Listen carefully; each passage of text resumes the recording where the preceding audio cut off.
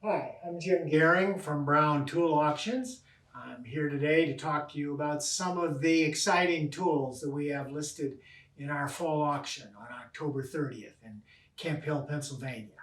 What we have here is one of the real stars of the auction. In fact, it's the plane that's on the cover of the auction catalog because it's so extremely rare. It also has a factor that tool collectors like to refer to as gizmosity. It's a gizmo. It's crazy complicated, far more complicated than a tool really ought to be, and as a result, it didn't sell very well, and there are very few of them around. So it's very complicated, very elaborate, very rare, all the things that tool collectors really love. This is the Marcus Tidey patent double beveling plane. It's a real mouthful. And Tidey himself was actually only one of the 4 patentees listed. It took 4 guys to invent this thing because it's so complicated. But he's the guy who manufactured it, so it is known to history as the Tidey plane, and the other 3 of his co-inventors have been forgotten.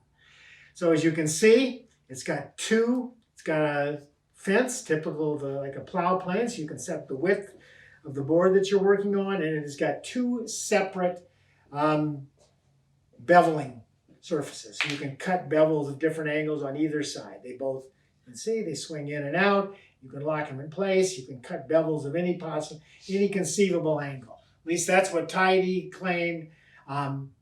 It didn't sell very well, obviously, because there's hardly any of them around. But it's so elaborate. It's cool looking that it's beloved of collectors. So there are very few of these around, very few of them come to market. We're very excited to be able to have this one on the cover of our catalog. This one they made them in different kinds of wood. This one is just your basic beech, which was the standard wood for most wooden planes at the time. But if this is a little too rich for your blood, we've also got the miniature version.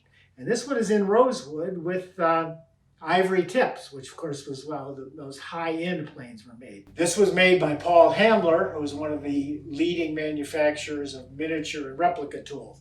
You can see it's, I don't know what the exact scale is, but probably about a quarter the size, made of rosewood with nice ivory tips. So if you don't really want this big thing, you can get a little guy like this and put it on your shelf.